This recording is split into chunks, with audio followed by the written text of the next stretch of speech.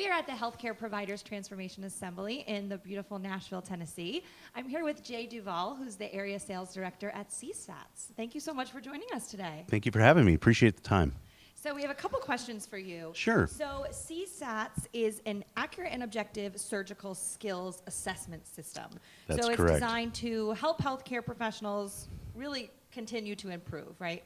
So for those who are not familiar with your company, can you give us a little bit of an overview about SATS? Sure, yeah. So we were started about 5 years ago at the University of Washington as a research project, essentially. And we were started by a pediatric surgeon. So a group of surgeons and biostatisticians and engineers came together to really answer, how do we measure the technical skill of a surgeon? Essentially, and also the downstream effect of that. So as a surgeon improves their overall technical skill, overall quality improves. And then, like I said, the downstream effect is that you look at, readmission rates, you look at OR time, blood loss, all of those can be attributed to increase in overall surgical skill, and we correlate that as well. That's great. So it looks like there are some really impressive reviews and some really positive feedback of your product. So what would you say is the most rewarding thing that you at CSAT have accomplished?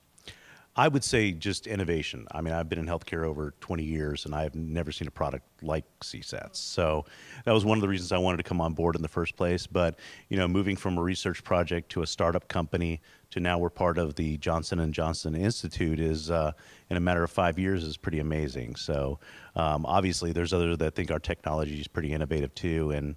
And like I said, there's just really nothing like it out in the marketplace. I want to come back to the Johnson & Johnson later. Sure. So what are some of the main components of healthcare that CSAT is focusing on? Well, surgical quality. That's the area. What we find is a lot of organizations are looking at quality metrics. It's going to be tied to overall reimbursements as well from CMS and other healthcare payers. But what we find is that really when you look at interoperative feedback and areas of data that's really essentially a black hole. They don't have that data that they're looking for.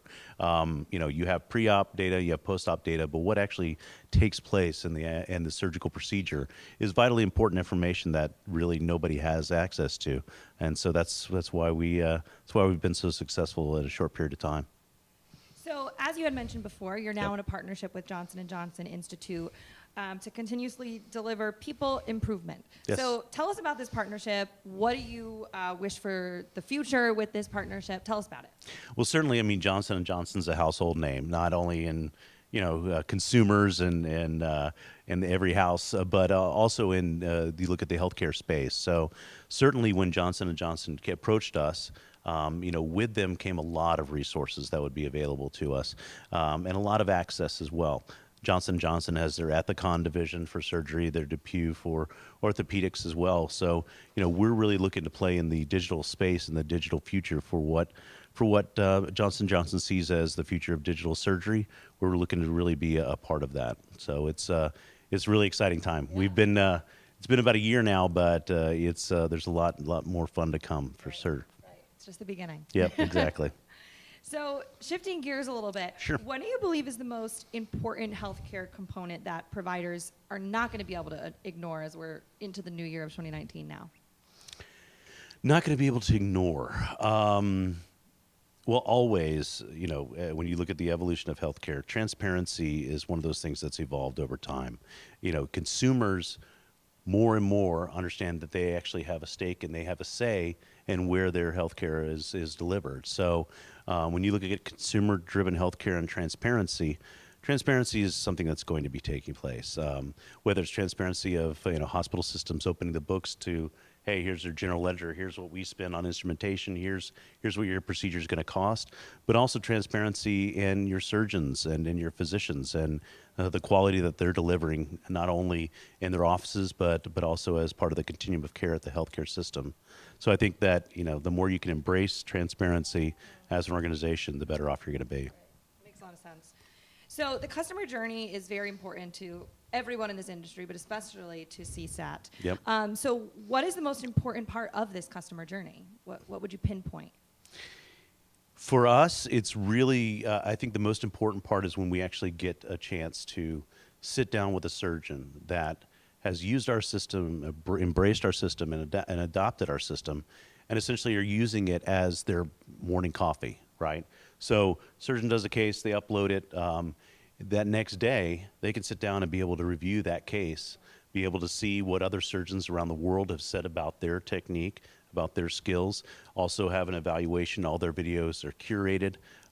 And so I see that's really, really rewarding when you get a chance to sit down with a surgeon or key leader within the organization and see how it's made a difference in their overall skill set. And ultimately, it's about the patient, right? I mean, you're improving the skill set.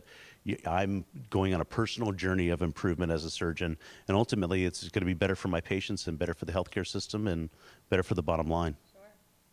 Well, you've been to one of our assemblies before. I have. Back again. I am. Tell us about your thoughts on this really small, intimate setting that we create. What are the benefits, not only for you, but for the C-suite executives that come along in a really small, intimate space to learn? Sure. Yeah.